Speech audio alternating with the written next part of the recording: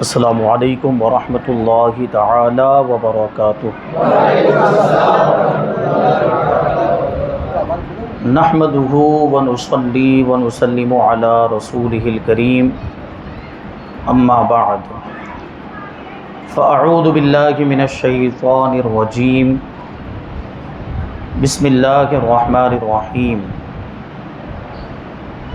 فاسألوا اہل الذکر ان کنتم لا تعلمون۔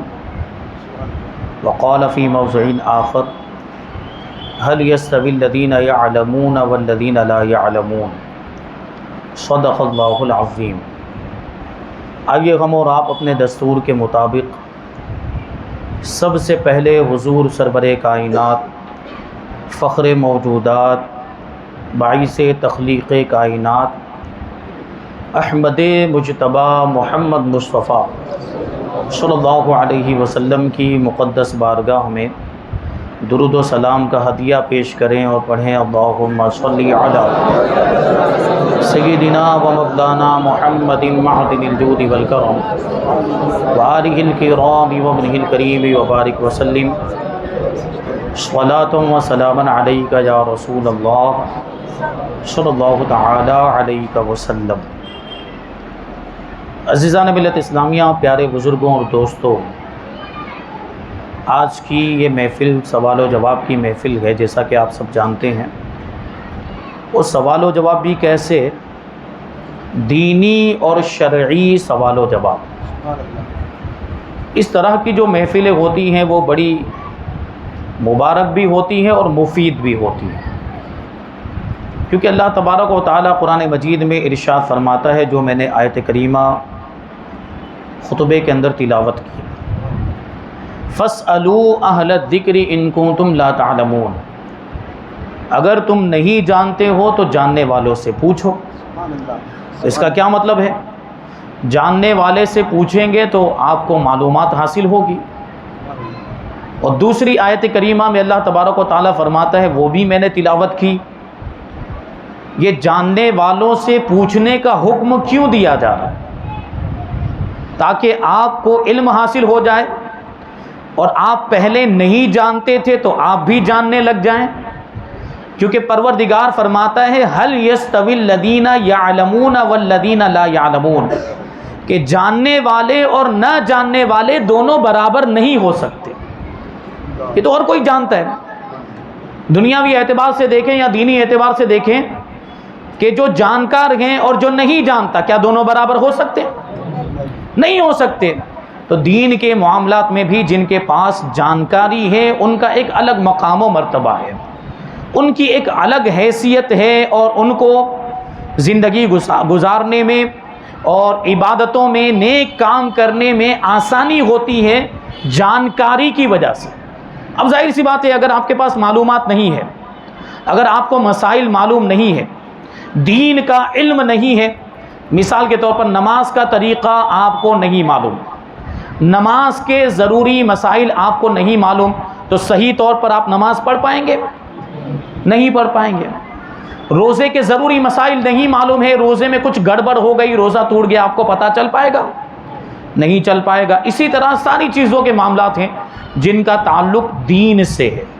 تو اس کا کیا مطلب ہوا کہ دین کے تعلق سے جو چیزیں روز مرہ پیش آنے والی ہیں، اور جو ضروریات دین میں سے ہیں، یا ایسی چیزیں جن کا علم حاصل کرنا ہر مسلمان پر فرض ہے، جیسے نماز کے تعلق سے، کیونکہ نماز تو ہر مسلمان پر فرض ہے، تو اس کے تعلق سے ضروری مسائل سیکھنا ہر مسلمان پر فرض ہے۔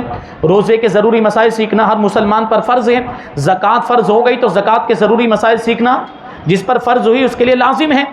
حج فرض ہو گیا تو جس پر فرض ہو گیا اس پر حج کے مسائل سیکھنا لازم اور ضروری ہے کہ نہیں؟ آپ تجارت کر رہے ہیں، کاروبار کر رہے ہیں، تو تجارت اور کاروبار کے مسائل سیکھنا لازم اور ضروری ہے کہ نہیں؟ ضروری ہے۔ اگر آپ کی عمر نکاح کی ہو گئی، آپ نکاح کرنے کے لیے جا رہے ہیں، نکاح کی تیاریاں ہو رہی ہیں، تو نکاح کے ضروری مسائل سیکھنا ضروری ہے، لازم ہے کہ نہیں؟ تو یہ مسائل اگر آپ کو معلوم نہیں ہوں گے تو پھر گڑبڑ ہوگی۔ تو اسی مقصد کے لیے اس طرح کی محفلوں کا انعقاد کیا جاتا ہے۔ یعنی ضروری تو یہ تھا، یعنی آپ کی ذمہ داری تو یہ تھی کہ آپ خود علماء کی بارگاہ میں حاضر ہوتے. ہم اپنے آپ کو عالم نہیں سمجھتے, ہم ایک طالب علم ہے, پہلے کی وضاحت کر دیں.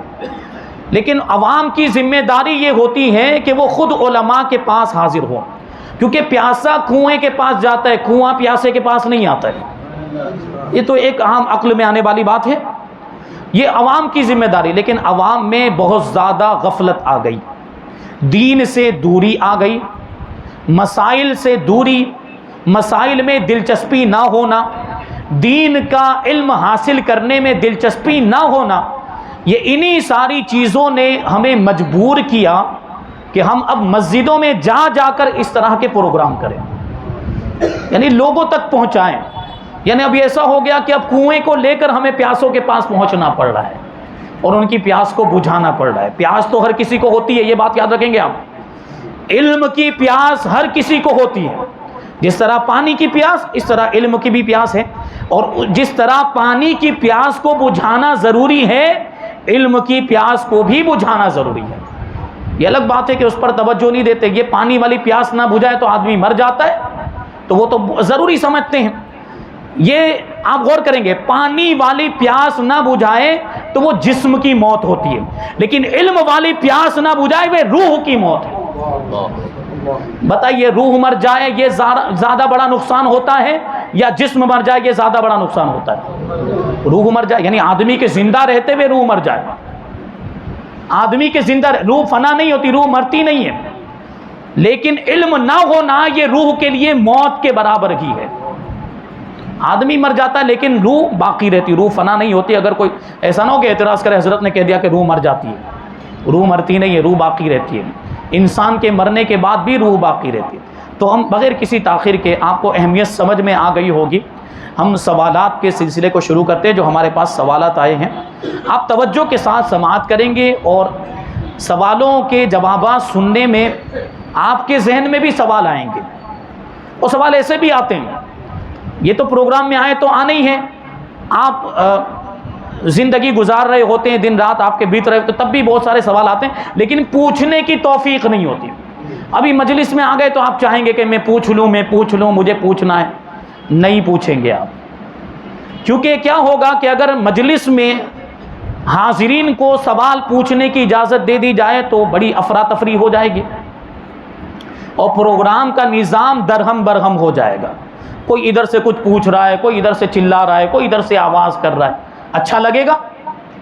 ٹھیک ہے, انشاءاللہ تبارک و تعالی ہم یہ کوشش کریں گے ہمارے جو سوالات ہیں ان کے جوابات اس انداز میں شامل کیے جائیں کہ اس کے تعلق سے اگر آپ کے ذہن میں کوئی الجھن ہو تو اس الجھن کا بھی حل آپ کو اسی جواب میں مل جائے انشاءاللہ تبارک و تعالی. یہ ہر جگہ پر ہماری کوشش ہوتی ہے, جیسا کہ ہمارے آصف بھائی قبلہ نے یہ اعلان کیا اور یہ بتایا آپ کو کہ اس علاقے میں تو کئی پروگرامات ہو چکے. مسجد مفتی اعظم میں ہو چکا, مسجد طیبہ میں ہو چکا, مسجد رضا میں ہو چکا. یہ پروگرامات کا سلسلہ جاری ہے اور انشاءاللہ تبارک و تعالی آگے بھی جاری رہے گا. آپ حضرات کے رسپانس کی ضرورت ہے. یہ آپ حضرات کا رسپانس ہوگا تو پروگرام کامیاب ہوگا, ورنہ ہم کس کو در و دیوار کو سنائیں گے؟ سننے والے بھی تو ہونے چاہیے. تو ہم سوالات کے سلسلے کو شروع کرتے ہیں. پہلا سوال. السلام علیکم ورحمۃ اللہ. وعلیکم السلام.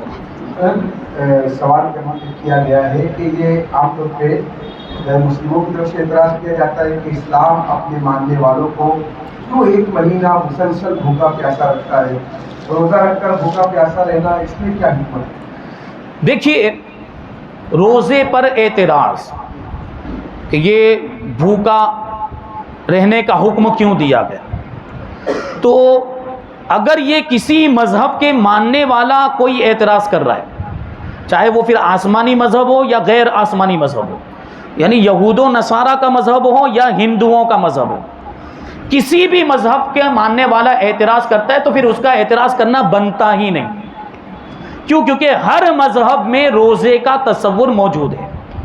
یہود و نصارہ کے نزدیک بھی روزے کا تصور موجود ہے اور ہندوؤں کے یہاں بھی سناتن دھرم میں بھی روزے کا تصور موجود, جس کو یہ لوگ برت بولتے ہیں اور انگلش میں اس کو فاسٹ کہا جاتا ہے. تو جن کے مذہب میں خود ہی روزے کا اور بھوکا رہنے کا تصور موجود ہے, ان کا ہمارے روزے پر اعتراض کرنا بنتا ہے. یہ اعتراض ان کے منہ پر مار دیا جائے. تو اگر کوئی لا مذہب ہے، یعنی لا دین ہے، جس کا کوئی دین ہی نہیں ہے، وہ اگر اعتراض کرے تو ہم اس کو جواب دیں گے۔ تو اس کا جواب یہ ہے، یا کوئی ہمارا مسلمان بھائی اعتراض کے طور پر نہیں، حکمت جاننے کے لیے ہم سے آ کر سوال پوچھے کہ یہ بھوکا رہنے کا حکم کیوں دیا گیا، اس میں حکمت کیا ہے؟ کیونکہ اگر کوئی اسلام کے حکام پر اعتراض کرے گا تو کیا ہو جائے گا؟ ایمان سے ہاتھ دھونا پڑے گا۔ مسلمان اگر اسلام کے حکام پر، روزے پر اعتراض کرے کہ روزہ کیوں ہے، تو یہ تو اللہ پر اعتراض ہوا نا، تو سیدھا ایمان سے ہاتھ دھو بیٹھے گا۔ تو اگر حکمت جاننے کے لیے آپ سوال کر رہے ہیں کہ ایسا کیوں ہے، تو ہم انشاءاللہ تبارک و تعالیٰ بتائیں گے۔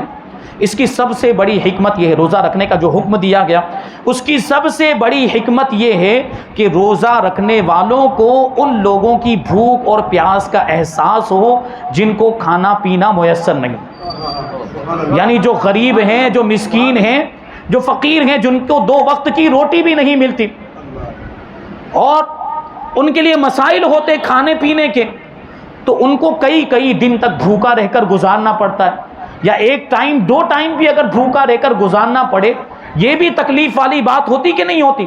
تو ہمیں روزہ رکھنے کا حکم اسی لیے دیا گیا کہ اللہ تبارک و تعالیٰ نے الحمدللہ اپنے فضل و کرم سے ہمیں تو بہت ساری نعمتیں عطا کی ہیں، ہمیں کھانے پینے کی کمی نہیں ہے، الحمدللہ ہم کھاتے پیتے ہیں، اللہ نے ہمارے لیے انتظام فرمایا، یہ نعمتیں عطا فرمائی۔ تو جو آدمی کھاتا پیتا ہو، روزانہ کھائے 2 ٹائم اور ناشتہ بھی کرے، اس کو احساس ہوگا بھوکوں کی بھوک کا، پیاسوں کی پیاس کا احساس ہوگا۔ وہ تو خود کھا رہا ہے پی رہا ہے، وہ خود بھوکا رہے گا، خود پیاسا رہے گا، تب احساس ہوگا کہ بھوکا رہنے میں کیا تکلیف ہوتی ہے، پیاسا رہنے میں کیا تکلیف ہوتی ہے۔ تو پھر بھوکوں کی تکلیف کا بھی احساس ہوگا، پیاسوں کی تکلیف کا بھی احساس ہوگا، اور آدمی کے اندر پھر ایسے لوگوں کی مدد کرنے کا جذبہ پیدا ہوگا کہ میں بھوکوں کو کھانا کھلاؤں، ضرورت مندوں کی مدد کروں، حاجت مندوں کی حاجت روائی کروں، جن کے یہاں کھانے پینے کا سامان نہیں، میں کھانے پینے کا سامان ان کو مہیا کر دوں، پہنچا دو۔ یہ جذبہ پیدا ہوگا، یہ اسی مقصد کے لیے، یہ بنیادی مقصد ہے روزے کا۔ روزہ عبادت تو ہے، اللہ تبارک و تعالیٰ کی اطاعت ہے، فرما برداری ہے، لیکن ساتھ ہی ساتھ اس کے اندر یہ حکمت بھی موجود ہے۔ ماشاءاللہ۔ دوسرا سوال یہ تھا کہ تراویح میں قیام چھوڑ کر پیچھے بیٹھے رہنا اور رکوع کا انتظار کرنا، امام صاحب رکوع میں جائیں گے تب جلدی سے فاش آ کے اس میں شامل ہو جائیں گے، یہ کیسا؟ یہ اکثر جگہ پر دیکھا جاتا ہے تراویح کی نماز میں کہ پیچھے والے خاص طور پر وہ بیٹھے رہتے ہیں اور رکوع کا انتظار کرتے ہیں کہ امام صاحب، حافظ صاحب رکوع میں جائیں گے تو ہم کھڑے ہو کر شامل ہو جائیں گے۔ لیکن الحمدللہ جو نماز میں اور عبادت میں دلچسپی رکھنے والے لوگ ہیں، جو ذوق و شوق رکھنے والے، چستی کے ساتھ عبادت کرنے والے لوگ، وہ آگے کھڑے رہتے ہیں، پتہ ہی چل جاتا ہے۔ جو آگے شامل ہوگا اس کا مطلب یہ ہے کہ یہ ذوق و شوق والے لوگ ہیں اور چستی کے ساتھ عبادت کرنے والے لوگ ہیں۔ اور جو ایسا کرتے ہیں، جو بیٹھے رہتے ہیں اور رکوع کا انتظار کرتے ہیں، اس کا مطلب یہ ہے کہ وہ سستی والے لوگ ہیں، اور یہ ان کا طریقہ ناجائز اور بہت بڑا گناہ ہے۔ یہ کیسے ہیں؟ آپ لوگ تو سوچتے ہوں گے یہ کیسے گناہ ہو گیا؟ یہ منافقین کا طریقہ ہے۔ کس کا طریقہ ہے؟ منافقین کا طریقہ ہے۔ اللہ تبارک و تعالیٰ قرآن مجید میں منافقوں کی یہی عادت بیان کرتے ہوئے ارشاد فرماتا ہے، وَإِذَا قَامُوا إِلَى الصَّلَاةِ قَامُوا كُسَالَىٰ يُرَاءُونَ النَّاسَ وَلَا يَذْكُرُونَ اللَّهَ إِلَّا قَلِيلًا، کہ ایسے تو اگر تنہائی میں ہوتے تو نماز پڑھتے ہی نہیں منافقین، اور اگر نماز پڑھتے بھی ہیں تو سستی کے ساتھ پڑھتے ہیں، اور اللہ تبارک و تعالیٰ کا ذکر بہت ہی کم کرتے ہیں۔ ادھر تشریف لائیں حضرت، یہاں پہ آ جاتے ہیں۔ تو یہ کیا ہوا؟ یہ منافقین کا طریقہ ہوا، یعنی سستی والا جو طریقہ ہے یہ منافقین کا طریقہ ہے۔ تو منافقین کی مشابہت کی وجہ سے ہم ایسے لوگوں کو منافق نہیں کہہ رہے ہیں جو پیچھے بیٹھے رہتے ہیں، رکوع کا انتظار کرتے ہیں، پھر رکوع میں شامل ہوتے ہیں، منافق نہیں کہہ رہے ہیں، ان کا یہ طریقہ منافقوں والا طریقہ ہے، ہم یہ کہہ رہے ہیں۔ تو منافقین کی مشابہت کی وجہ سے اس کو ناجائز کہا گیا، تو ایسا کرنے کی اجازت نہیں ہے، پہلے ہی سے شامل ہو جائے۔ اور پھر ظاہر سی بات ہے، آپ جتنی دیر تک بیٹھے رہیں گے اتنی دیر تک آپ ثواب سے محروم ہیں، آپ اگر شامل ہو جائیں تو ثواب لکھا جانا شروع ہو جائے گا. قرآن پاک کو سننا بھی ثواب ہے، اور جتنی دیر تک نماز میں رہیں گے اتنی دیر تک آپ کے لیے نمازی ہونے کا ثواب لکھا جاتا رہے گا، اور آپ اس سے محروم ہو رہے ہیں بیٹھے بیٹھے. تو یہ طریقہ درست نہیں ہے. جو لوگ ایسا کرتے ہیں ان کو اس سے باز آ جانا چاہیے، ہرگز ایسا نہیں کرنا چاہیے. میں رمضان شریف میں اس لیے امام صاحب کے پیچھے عشاء کے فرض نہیں پڑھے تو کیا وہ پیچھے نماز پڑھ سکتا ہے؟ بہت اہم سوال ہے کہ عشاء کی نماز جماعت کے ساتھ نہیں پڑھی اور تراویح کی نماز جماعت کے ساتھ پڑھ لی. اب رمضان المبارک کے اندر کیا ہوتا ہے، وطر کی نماز جماعت کے ساتھ پڑھی جاتی ہے. اس میں بھی حکمت ہے کہ تراویح کی نماز جماعت کے ساتھ ہو رہی ہے تو وطر کی بھی جماعت بنا لی جائے، تاکہ لوگ وطر کو بھی پڑھ کر ہی گھر پر جائیں.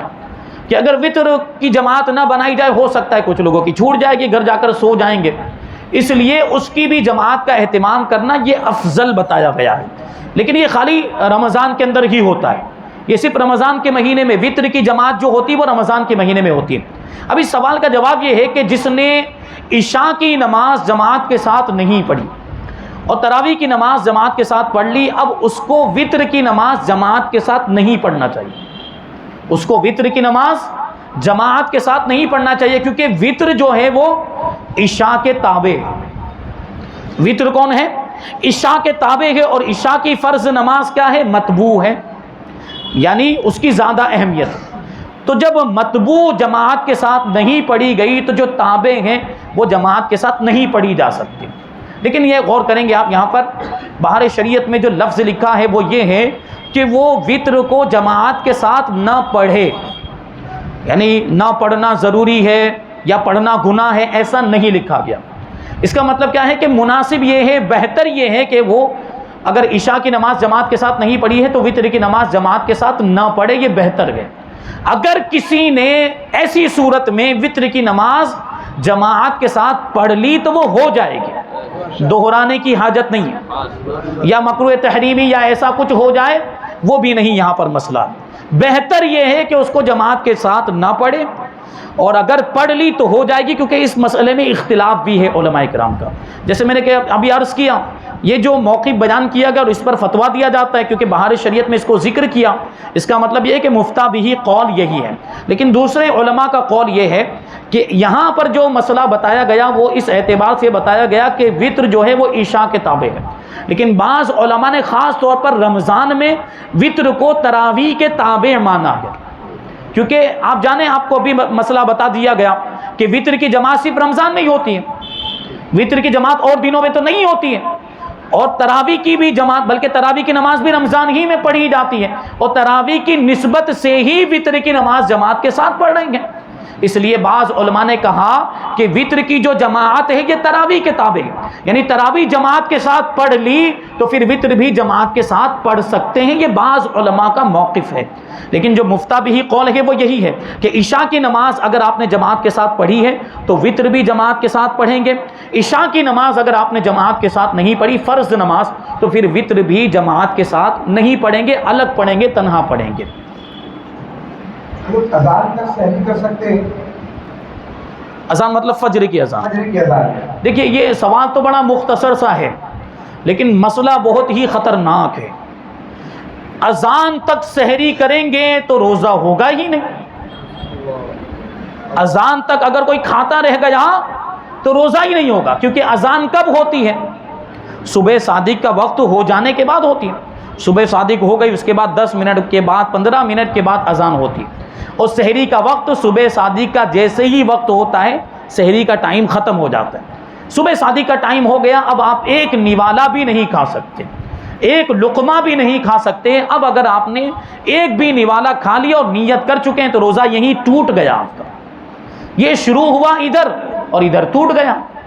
تو صبح صادق کا جو وقت ہوتا ہے وہی سحری کا آخری وقت ہوتا ہے. اس سے پہلے پہلے کھانا بند کر دیں، اس سے پہلے تقریباً 5 منٹ، احتیاطاً 5 منٹ یا 10 منٹ پہلے ہی کھانا موقوف کر دیں، اور پھر ذکر و اذکار کرنے کے لیے بیٹھ جائیں. جو کارڈ ہوتا ہے وہ آپ دیکھتے ہیں، کارڈ میں ٹائم ٹیبل لکھا ہوتا ہے رمضان کا، تو سحری کا آخری وقت لکھا، وہ احتیاطی وقت ہوتا ہے، یعنی صبح صادق سے 5 منٹ پہلے کا وقت ہوگا یا صبح صادق سے 10 منٹ پہلے کا ٹائم اس میں لکھا ہوا تھا وہ احتیاطی، ورنہ حقیقت میں سحری کا جو آخری وقت ہے وہ کون سا ہے؟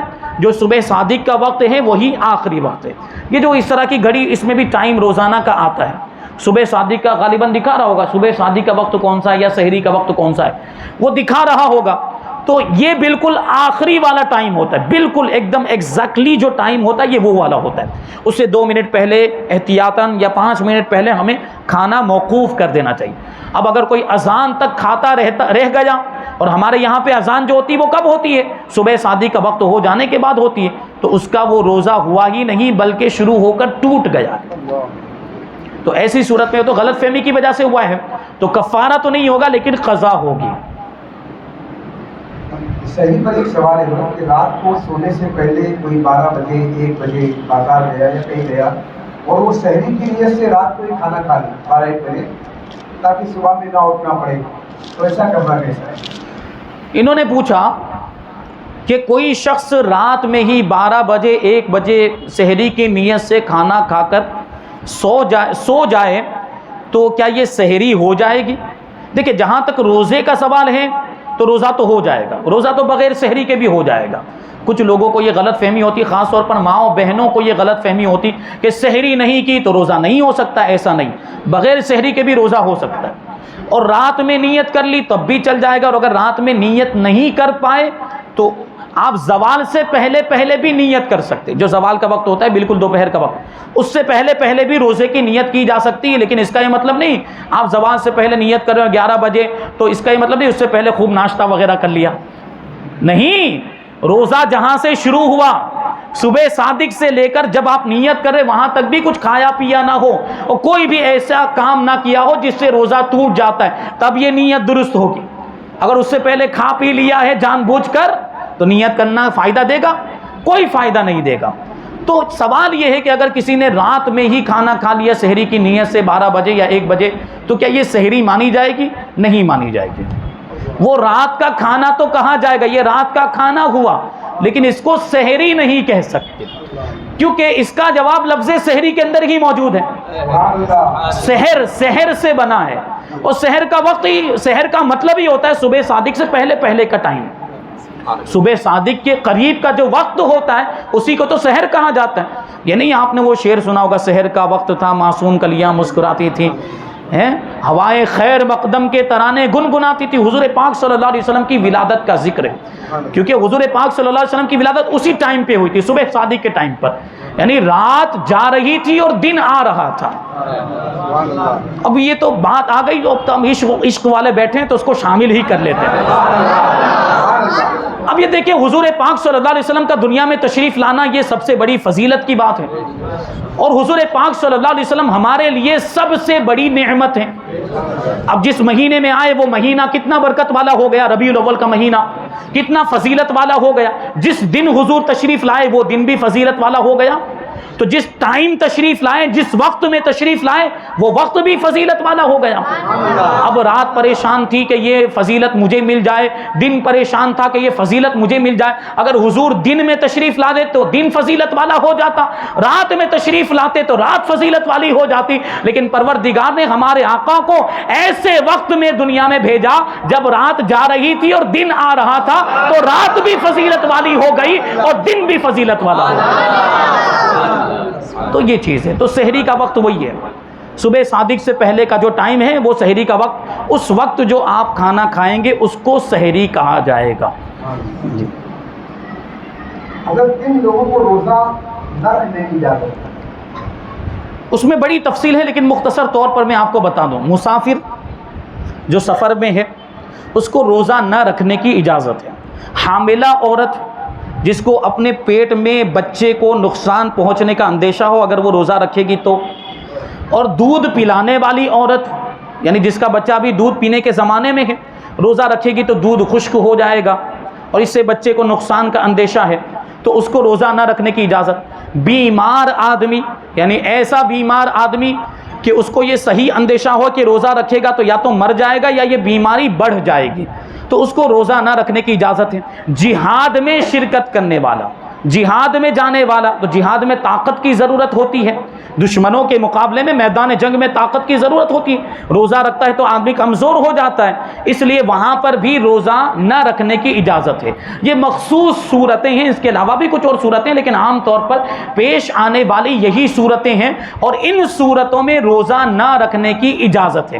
اب نہ رکھنے کی اجازت کا یہ مطلب نہیں کہ معاف ہو گیا، نہ رکھنے کی اجازت کا یہ مطلب نہیں کہ روزہ رکھنا معاف ہو گیا، نہیں، بعد میں قضا کرنی پڑے گی۔ مسافر کو سفر میں روزہ چھوڑنے کی اجازت ہے، روزہ نہیں رکھے گا تو گنہگار نہیں ہوگا، لیکن جب سفر سے واپس آ گیا تو وہ روزہ جو چھوٹا ہے اس کی قضا کرنی پڑے گی۔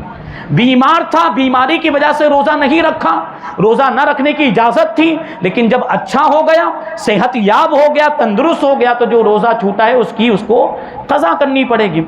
اسی طرح جو بھی میں نے صورتیں بتائی، ساری صورتوں میں یہی حکم ہوگا کہ عذر کی بنیاد پر روزہ نہیں رکھا تھا، اس عذر کے ختم ہو جانے کے بعد روزے کی قضا کرنی پڑے گی۔ اور یہاں پر تو آپ کو یہ مسئلہ بھی معلوم ہو جائے کہ عورتیں مخصوص ایام میں ہوتی روزہ نہیں رکھ سکتی ہیں، ان ایام کی بھی بعد میں روزے کی ان کو قضا کرنی، ان ایام کی نمازوں کی قضا نہیں کرنی ہے، لیکن روزے کی قضا کرنی ہے۔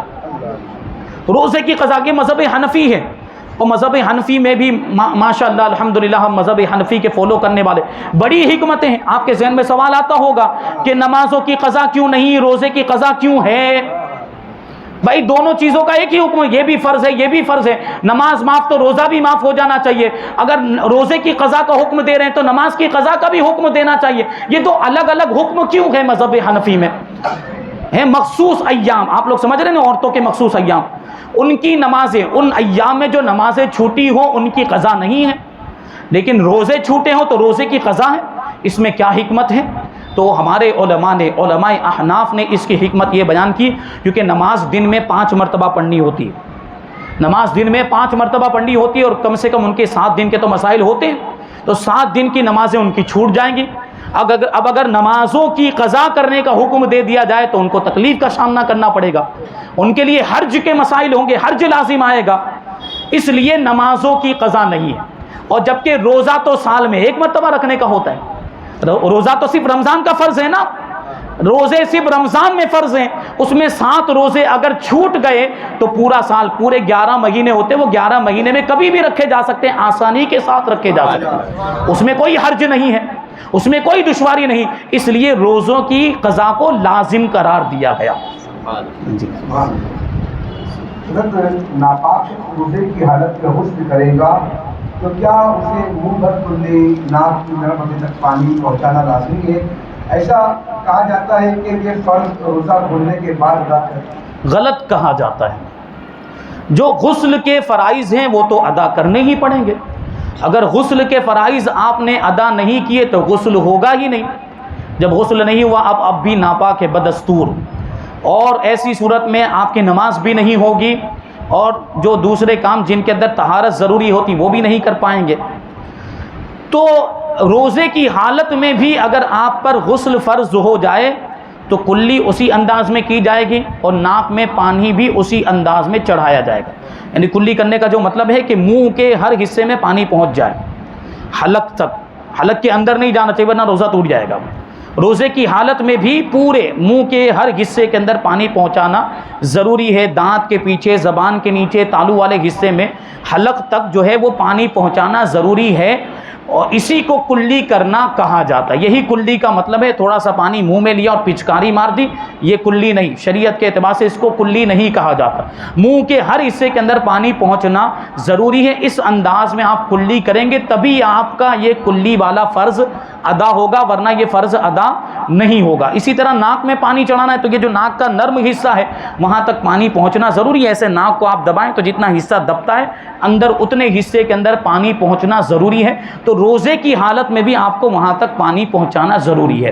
یہ الگ بات ہے کہ روزے کی حالت میں غرغرہ نہیں کیا جائے گا، کیونکہ اگر آپ روزے کی حالت میں غرغرہ کریں گے تو حلق میں پانی جانے کا اندیشہ ہے، اور حلق کے اندر اگر پانی چلا جائے گا تو روزہ ٹوٹ جائے گا، اس لیے غرغرہ نہیں کریں گے، روزے کی حالت میں غرغرہ نہیں کریں گے، لیکن منہ کے ہر حصے میں پانی تو پھر بھی پہنچانا ہے۔ اسی طریقے سے ناک میں پانی چڑھانے میں بھی خوب مبالغہ نہیں کرنا چاہیے، بس یہ نرم حصے تک پانی پہنچ جائے فرض ادا ہو جائے گا۔ خوب پانی کو اندر کھینچنا، اتنا زیادہ اندر کھینچنا کہ پانی دماغ تک پہنچ جائے یا پانی پلٹ کر ریٹرن ہو کے حلق تک پہنچ جائے تو اس سے بھی روزہ ٹوٹ جائے گا۔ تو اتنا زیادہ بھی ناک میں پانی چڑھانے میں مبالغہ نہیں کرنا چاہیے۔ تو یہ آہستہ آہستہ کہ یہ جو نرم حصہ ہے وہاں تک پانی پہنچ جائے، اس انداز میں ناک میں پانی چڑھا دیا جائے، اور کلی بھی احتیاط کے ساتھ کی جائے۔ اور اس کے لیے سب سے بہترین طریقہ یہ ہے کہ آپ چہرے کو نیچے رکھ کے، جب کلی کر رہے ہو نا تو چہرے کو ایسے جھکا کر کلی کریں، تو اس سے کیا ہوگا، حلق میں پانی جانے کا اندیشہ نہیں رہے گا۔ ایسے نیچے رکھ کے آپ ایسے کلی کریں گے، پانی کو اندر حرکت دیں گے تو وہ حلق میں پانی نہیں جائے گا، اور جتنے حصے تک پانی پہنچانا ہے اس انداز میں آپ پانی پہنچا بھی سکتے ہیں آسانی کے ساتھ۔ انجیکشن اور بوتل چڑھانا جائز ہے؟ اچھا، روزے کی حالت میں انجیکشن لگوا سکتے ہیں کہ نہیں لگوا سکتے ہیں، اور بوتل چڑھا سکتے کہ نہیں؟ کبھی کوئی ایسی بیماری ہو گئی کہ انجیکشن کی نوبت آ گئی، یا جو ہے کہ بوتل چڑھانے کی نوبت آ گئی، گلوکوز کا بوتل چڑھایا جاتا ہے، چاہے گلوکوز کا یا خون چڑھانے کے لیے خون وہ بوتل چڑھانے کی نوبت آ گئی، تو یہ مسئلہ جان لیں آپ کہ انجیکشن لگوانے سے بھی روزہ نہیں ٹوٹتا ہے اور بوتل چڑھوانے سے بھی روزہ نہیں ٹوٹتا ہے، چاہے بوتل گلوکوز کا ہو یا خون کا ہو، کسی بھی صورت میں روزہ نہیں ٹوٹے گا۔ البتہ اس میں اس بات کا خیال رکھنا ضروری ہے کہ بغیر کسی حاجت اور ضرورت کے بوتل نہ چڑھوایا جائے۔ یہ صرف ایسے ہی کہ طاقت آ جائے، کمزوری ہے تو طاقت آ جائے اس لیے بوتل چڑھا رہے ہیں، یا یہ کہ وہ طاقت والا انجیکشن لگوا رہے ہیں کہ کمزوری آ گئی تو طاقت والا، اس کی اجازت نہیں، اس کو مکروہ فرمایا علماء نے، کیونکہ روزے کا مقصد ہی یہ ہے کہ کمزوری کا احساس ہو اور آپ اس کمزوری کو دور کر رہے ہیں، اسی وجہ سے اس کو مکروہ۔ لیکن روزہ پھر بھی نہیں ٹوٹے گا، اگر طاقت کے لیے بھی اگر آپ یہ کام کرنے تو روزہ پھر بھی نہیں ٹوٹے گا، روزہ آپ کا ہو جائے گا، اس سے روزے پر کوئی فرق نہیں پڑے گا۔ تو یہ انجیکشن کا مسئلہ ہو گیا۔ کبھی ایسا ہوتا ہے، دیکھیے اس میں کچھ باتیں آپ کے ذہن میں آ رہی ہوگی، کبھی ایسا ہوتا ہے، دیکھیے میں یہ مسئلہ بتا دوں کہ اگر انجیکشن سے کام چل جا رہا ہو تو انجیکشن سے ہی کام چلانا چاہیے تاکہ آپ کا روزہ ٹوٹنے سے محفوظ رہے، پھر وہ ٹیبلٹ وغیرہ نہیں لینا چاہیے روزے کی حالت میں۔ روزہ آپ نے کھول لیا، شام کو افطاری کر لی، اس کے بعد ٹیبلٹ کھائیں، اس کے بعد گولی وغیرہ لے لیں، لیکن روزے کی حالت میں گولی نہ لیں، گولی کے بدلے میں انجیکشن سے کام چل جاتا ہو تو انجیکشن سے ہی کام چلائیں، کیونکہ اس سے روزہ نہیں ٹوٹتا، آپ کا روزہ محفوظ رہے گا، یا آپ کا روزہ شمار میں آئے گا۔ تو جب تک گولی کی ضرورت نہ ہو وہاں تک روزے کی حالت میں گولی اور ٹیبلٹ کا استعمال نہ کیا جائے۔ لیکن مان لیجئے کوئی ایسی صورت پیش آ گئی کہ اب انجیکشن سے کام نہیں چلے گا، اب انجیکشن کا کوئی فائدہ نہیں، اب تو گولی کھانی ہی پڑے گی، اب تو ٹیبلٹ لینے ہی پڑے گی، اور کسی مسلمان سنی صحیح العقیدہ ڈاکٹر نے یہ بات بتا دی ہے، یہ بھی آپ یاد رکھیں گے، یہ شرط ہے، مسلمان سنی صحیح العقیدہ ڈاکٹر، کافر ڈاکٹر کی بات کا اعتبار نہیں یہاں پر، کافر تو کچھ بھی بولے گا، اس کو شریعت کے احکام سے کیا لینا دینا بھائی۔ تو یہاں کیا مراد ہے، کون سا ڈاکٹر؟ سنی صحیح العقیدہ مسلمان ڈاکٹر نے یہ کہہ دیا ہو کہ ٹیبلٹ لینی ہی پڑے گی، گولی لینی ہی پڑے گی، تو ایسی صورت میں وہ ٹیبلٹ کھانے کی اجازت، وہ گولی لینے کی اجازت، لیکن روزہ ٹوٹ جائے گا۔ انجیکشن سے روزہ نہیں ٹوٹتا، لیکن ٹیبلٹ اب ظاہر سی بات وہ حلق کے اندر جا رہی تو روزہ تو ٹوٹے گا، لیکن اس صورت میں کفارہ واجب نہیں ہوگا، صرف قضا واجب ہوگا۔ کفارہ واجب نہیں ہوگا، صرف قضا واجب، کیونکہ مجبوری میں آپ نے وہ ٹیبلٹ لی ہے، مجبوری میں گولی کا استعمال کیا ہے، اس لیے وہ کفارہ واجب نہیں لیکن قضا واجب ہوگی۔ لیکن جہاں تک ہو سکے آپ اس کو اوائڈ کریں گے، اس سے بچنے کی کوشش کریں گے، انجیکشن وغیرہ سے کام چل جاتا ہو تو وہی آپ جو ہے انجیکشن کا ہی معاملہ کریں گے۔ اب ایک سوال یہاں پر یہ رہ جاتا ہے، بہت یہ زیادہ سوال آتا ہے کہ آنکھ میں دوا ڈالنا کیسا ہے اور کان میں دوا ڈالنا کیسا ہے روزے کی حالت میں؟ تو آنکھ میں دوا ڈالنے سے روزہ نہیں ٹوٹتا ہے اور کان میں دوا ڈالنے سے روزہ ٹوٹ جاتا ہے۔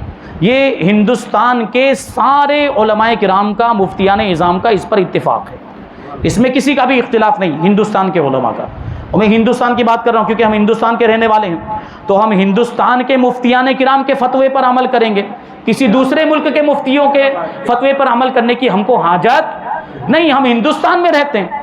تو اس لیے آج کل وہ یوٹیوب کا زمانہ ہے، ٹیکنالوجی کا زمانہ ہے، واٹس ایپ وغیرہ کا زمانہ، بہت سارے مسائل آتے ہیں، دوسرے ملک کے مفتیان کرام کے بھی فتوے آتے ہیں، تو اس سے آپ کو مس گائیڈ نہیں ہونا۔ دوسرے ملک کے مفتیان کرام کے فتاوا کو سن کر، ان کے بتائے ہوئے مسئلے کو سن کر کہ ہمارے عالم صاحب نے تو یہ بتایا تھا اور یہ مفتی صاحب تو یہ بتا رہے ہیں، تو آپ کو اس میں گمراہ نہیں ہونا ہے۔ آپ کو کس پر عمل کرنا ہے؟ جو ہندوستان کے علماء بتائیں، جو مفتیان کرام ہندوستان کے ہیں وہ بتائیں، اس پر آپ کو عمل کرنا ہے، ٹھیک ہے؟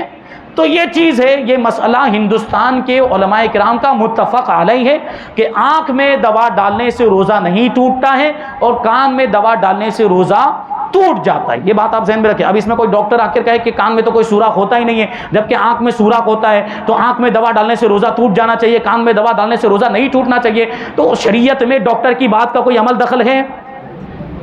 شریعت کے احکام جو کتابوں میں لکھے گئے اس کے مطابق عمل کیا جائے گا، ڈاکٹروں کے یا میڈیکل سائنس کے ماہرین کے کہنے کے مطابق عمل نہیں کیا جائے گا۔ لیکن اس کو بھی میں سمجھا دوں اگر آپ کو یہ بات سمجھ میں نہیں آ رہی ہو، یہ آنکھ میں ڈاکٹر لوگ کہتے ہیں کہ آنکھ میں سوراخ ہوتا ہے، تبھی تو اگر آنکھ میں آپ دوا ڈالیں تو اس کا مزہ حلق میں محسوس ہوتا ہے، کڑواہٹ محسوس ہوتی کہ نہیں؟ سرما بھی لگائیں تو سرمے کا ٹیسٹ گلے میں محسوس ہوتا ہے، کبھی کبھی تو وہ اگر آپ زبان نکالیں تو وہ کالا رنگ بھی محسوس ہوتا ہے۔ تو یہ تو دیکھیں جا رہی ہے دوا اندر ہے، دوا بھی جا رہی، سرما بھی جا رہا، پھر بھی روزہ نہیں ٹوٹ رہا ہے، جبکہ یہاں ڈاکٹروں کا کہنا ہے کہ آگے اندر جائیں تو پردہ آ جاتا ہے، اس کے آگے تو کچھ بھی نہیں ہے، بند ہے، تو یہاں دوا ڈالنے سے روزہ ٹوٹ جا رہا ہے۔ اس کو سمجھنے کی ضرورت، اس میں تھوڑی تفصیل ہے۔ دیکھیے روزہ ٹوٹنے کا جو حکم ہے اس کو آپ صحیح طور پر سمجھیں۔ کوئی بھی چیز کھانے پینے کی یا دوا، کوئی بھی چیز منفذ کے ذریعے سے جوف میں داخل ہو جائے تو اس سے روزہ ٹوٹ جاتا ہے۔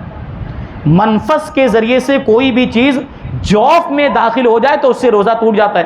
اب آپ کہیں گے کہ یہ منفذ کیا ہے اور جوف کیا ہے، تو پہلے ابھی آپ اس کو صرف یاد رکھیں، میں ابھی سمجھاؤں گا۔ کوئی بھی چیز منفذ کے ذریعے سے جوف میں داخل ہو تو روزہ ٹوٹ جائے گا، لیکن کوئی چیز اگر مسام کے ذریعے سے جوف میں داخل ہو اس سے روزہ نہیں ٹوٹتا۔ اب مسام کیا ہے وہ بھی آپ کو سمجھاؤں۔ سب سے پہلے منفذ کا مطلب ہوتا ہے جسم کے قدرتی سوراخ، جسم کے اندر جو قدرتی سوراخ یعنی نظر آنے والے سوراخ، جیسے یہ ناک کا سوراخ ہے، منہ کا سوراخ ہے، کان کا سوراخ ہے، نظر آنے والے سوراخ ہے یہ، تو اس کو کیا کہا جائے گا؟ منفذ۔ اسی طرح آگے پیچھے کی شرمگاہ، یہ بھی منفذ ہے کیونکہ یہ بھی نظر آنے والے سوراخ ہے۔ بات سمجھ میں آ رہی ہے آپ لوگوں کو؟ تو اس کو کیا کہا جائے گا؟ منفذ۔ تو ان سوراخوں کے ذریعے سے کوئی چیز جوف میں داخل ہو جائے۔ اب جوف کا کیا مطلب ہوا؟ جوف کا مطلب ہوتا ہے جسم کا اندرونی حصہ، وہ حصہ جس کو جسم کا اندرونی حصہ کہا جائے اس کو کیا کہیں گے؟ جوف۔ یعنی منفذ کے ذریعے سے، قدرتی نظر آنے والے سوراخوں کے ذریعے سے کوئی چیز جسم کے اندرونی حصے تک داخل ہو جائے تو اس سے کیا ہو جاتا ہے؟ اس سے روزہ ٹوٹ جاتا ہے۔ لیکن مسام کے ذریعے سے، اب مسام کو آپ کو سمجھنا ہے، مسام کا مطلب یہ ہوتا ہے کہ پورے جسم کے اندر جو نہ نظر آنے والے باریک باریک سوراخ ہوتے ہیں جن کو انگلش میں سیلز کہا جاتا ہے۔ بات سمجھ میں آئی آپ لوگوں کو؟ باریک باریک سوراخ پورے جسم کے اندر موجود ہیں۔ مسام کے ذریعے سے کوئی چیز جوف میں داخل ہوگی تو اس سے روزہ نہیں ٹوٹے گا۔ اب مسئلہ واضح ہو گیا ہم؟ تو یہ کان قدرتی سوراخ ہے کہ نہیں؟ منفذ ہو گیا۔ یہاں دوا ڈالیں گے تو دوا یہاں سے اندر کی جانب جائے گی کہ نہیں جائے گی؟ کان کا جو حصہ نظر آ رہا ہے وہ تو ظاہری بدن ہے، لیکن کان کے اندر کا حصہ جو نظر نہیں آتا ہے وہ بدن کا اندرونی حصہ ہے کہ نہیں ہے؟ وہ جوف ہوا کہ نہیں ہوا؟ وہ جوف ہو گیا۔ تو یہ منفذ کے ذریعے سے دوا جوف میں پہنچ جاتی ہے، اس وجہ سے اس سے روزہ ٹوٹ جاتا ہے۔ لیکن کان، یہ آنکھ کے اندر کوئی منفذ ہے؟ آنکھ کے اندر نظر آنے والا کوئی سوراخ ہے؟ ایسے کوئی بتائیں مجھے؟ نہیں ہے۔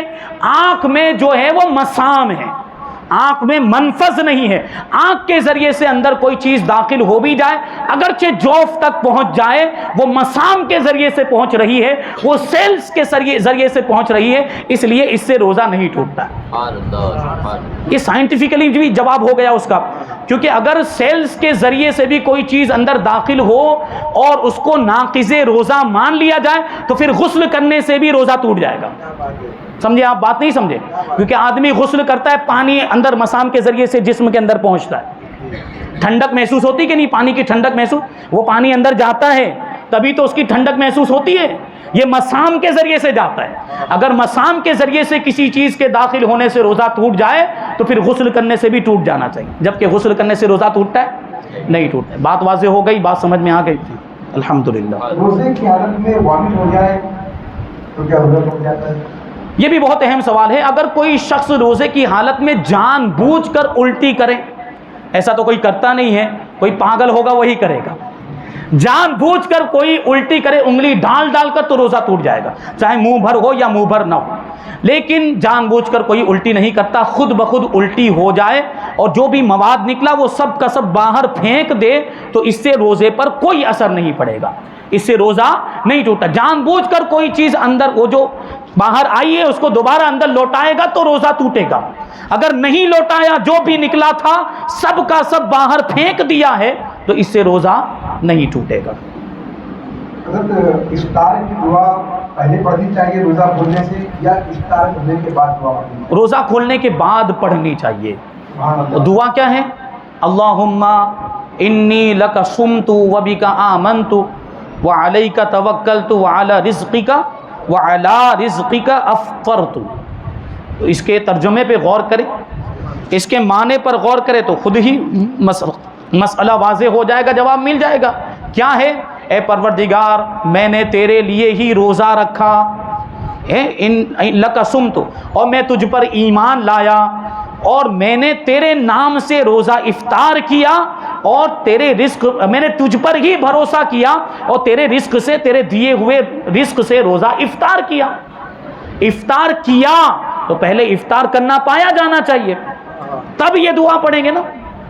تو پہلے روزہ کھولا جائے پھر وہ، ہاں روزہ جو کھولیں گے وہ بسم اللہ پڑھ کے، جو کھانا کھانے کی جو دعا ہوتی وہ پڑھ کے، اور روزہ کھولنے سے پہلے دعا وغیرہ کر کے روزہ کھولا جائے گا. اس وقت جو بھی آپ جو دنیا اور آخرت کے تعلق سے جو دعا کرنا چاہیں وہ دعا آپ کریں، وہ مقبولیت کا وقت ہوتا ہے. سبحان اللہ سبحان اللہ. اگر وقت ہو جائے تو مغرب کی اذان سے پہلے افطار کیا جا سکتا ہے یا اذان کا انتظار کیا جائے؟ دیکھیے جیسے کہ میں نے ابھی عرض کیا کہ سحری کا جو وقت ہوتا ہے وہ صبح صادق کا وقت ہوتا ہے، اسی طرح افطاری کا جو وقت ہوتا ہے وہ ہوتا ہے غروب آفتاب کا وقت. یعنی غروب آفتاب ہو گیا، وہ گھڑی کے ذریعے معلوم کر سکتے ہیں، موبائل کے اندر اپلیکیشن بھی آ گئے، ان کے ذریعے سے بھی معلوم کر سکتے ہیں کہ غروب آفتاب ہوا کہ نہیں ہوا. غروب آفتاب ہو جائے تو اس کے بعد روزہ کھولا جا سکتا ہے اگرچہ اذان ہوئی ہو یا نہ ہوئی ہو. یہ آپ اپلیکیشن وغیرہ کے ذریعے بھی معلوم کر سکتے ہیں، موبائل کے اندر اپلیکیشن، لیکن اس کے اندر وہ لوکیشن ڈالنا ضروری ہے. آپ جہاں پر موجود ہیں وہاں کا لوکیشن ہونا چاہیے. کسی دوسری جگہ کا لوکیشن ہوگا تو وہ وہاں کا ٹائم بتائے گا. آپ سورت میں رہ رہے ہیں اور آپ نے گورکھپور کا اس میں لوکیشن ڈالا ہوا ہے تو وہ سورت کا ٹائم بتائے گا یا گورکھپور کا بتائے گا؟ گورکھپور کا. اب گورکھپور میں تو پہلے غروب ہو جاتا ہے، گورکھپور میں سورج آدھا گھنٹے پونا گھنٹہ پہلے غروب ہو جاتا ہے. آپ کھانے لگ جائیں روزہ ٹوٹ جائے گا. تو یہاں کا آپ کو لوکیشن ڈالنا پڑے گا، یا اس کو مینول کر دیں، آٹومیٹک کر دیں کہ وہ خود بخود جہاں آپ جائیں وہاں کا وہ ٹائم بتائے گا، خود بخود وہی لوکیشن وہ لے لے گا اور وہیں کا ٹائم بتائے گا. اگر آپ زیادہ سفر کرتے ہیں تو یہ آپ کے لیے بہتر رہے گا یہ والا آپشن. یا یہ کہ یہ گھڑی وغیرہ میں بھی دکھاتا ہے، اس کے ذریعے سے بھی آپ معلوم کر سکتے ہیں. تو غروب آفتاب ہو جائے تو اس کے بعد روزہ کھولا جا سکتا ہے، اذان ہوئی ہو یا نہ ہوئی ہو. لیکن احتیاطاً جب غروب آفتاب ہو جائے تو 2-3 منٹ کا ٹائم چھوڑا جائے اور اس کے بعد آپ روزہ افطار کریں، کیونکہ ہو سکتا ہے گھڑی آگے پیچھے ہو گئی ہو، گھڑی میں کوئی خرابی آ گئی ہو، آپ جو سمجھ رہے ہیں کہ ٹائم ہو گیا جبکہ گھڑی تو غلط ٹائم بتا رہی ہے. اس لیے احتیاطاً 2-3 منٹ آپ انتظار کر لیں اور اس کے بعد آپ روزہ افطار کر سکتے ہیں غروب آفتاب ہو جائے اگرچہ اذان نہ ہوئی. ایک دوسری جگہ پر ہم سے یہی سوال پوچھا گیا تھا تو وہاں پر ہم نے افادہ عام کے لیے یہ بات بتائی تھی کہ ہمارے یہاں پر عام طور پر جو رواج ہے وہ کیا ہے کہ جیسے ہی اذان ہوتی ویسے روزہ کھولنا شروع کرتے ہیں، اذان کے ساتھ روزہ کھولنا شروع کرتے ہیں. یہ طریقہ مناسب نہیں ہے. اذان کے ساتھ بالکل روزہ کھولنا شروع کر دینا یہ مناسب نہیں، کیونکہ اذان کا ادب ہے، اذان کا جواب دینا بھی تو ضروری. آپ اس میں کھا رہے ہوں گے تو اذان کا جواب کہاں سے دیں گے آپ؟ ہیں تو یہ طریقہ درست نہیں ہے، اس طریقے کو بدلنے کی ضرورت ہے، اس طریقے میں اصلاح کرنے کی ضرورت ہے، سدھار لانے کی ضرورت ہے۔ تو کیا طریقہ اختیار کیا جا سکتا ہے؟ اذان کو تھوڑا لیٹ کر دیا جائے، 5 منٹ یا 7-8 منٹ تھوڑا لیٹ کر دیا جائے، اور جیسے ہی غروب آفتاب ہو جائے 2-3 منٹ چھوڑ کر احتیاطاً یہ مائک کے اندر ہی اعلان کر دیا جائے، مسجد کے مائک میں ہی اعلان کر دیا جائے، یا جو ہے کہ کچھ علاقوں میں جیسا کہ وہ سائرن بجایا جاتا ہے، وہ ہارن بجایا جاتا ہے، وہ بجا دیا جائے تو اس سے لوگوں کو پتہ چل جائے گا کہ روزہ کھولنے کا ٹائم ہو گیا، لوگ اسی ٹائم پر روزہ کھول لیں۔ اور ابھی اس زمانے میں تو ہارن بجانے کی بھی ضرورت نہیں، سائرن بجانے کی بھی ضرورت نہیں، اور اعلان کرنے کی بھی ضرورت نہیں، ہر کسی کے پاس گھڑی موجود، ہر کسی کے پاس موبائل موجود ہے، وہ اپنا اسی میں ٹائم دیکھ لے، 2-3 منٹ چھوڑنے کے بعد روزہ کھولنا شروع کر دے غروب آفتاب کے بعد، اور اس کے 5-7 منٹ کے بعد اذان دے دی جائے، اور جیسے ہی اذان ہونے لگے لوگ اپنا کھانا پینا چھوڑ دیں، خاموشی کے ساتھ اذان کو سنیں اور اذان کا وہ جواب دیں اور اذان کا ادب کریں، کیونکہ اذان کا ادب کرنا بھی ضروری اور اذان کا جواب دینا بھی ضروری ہے۔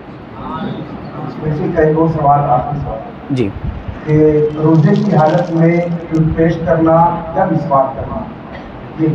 مسواک کرنے کی تو اجازت ہے، لیکن مسواک کرنے میں یہ احتیاط رکھنی چاہیے کہ مسواک کا کوئی ریشہ حلق میں نہ چلا جائے، یا اس کا رس، جس میں مسواک اگر تازہ ہے تو اس میں سے جو رس نکلتا ہے وہ بھی حلق کے اندر نہیں جانا چاہیے۔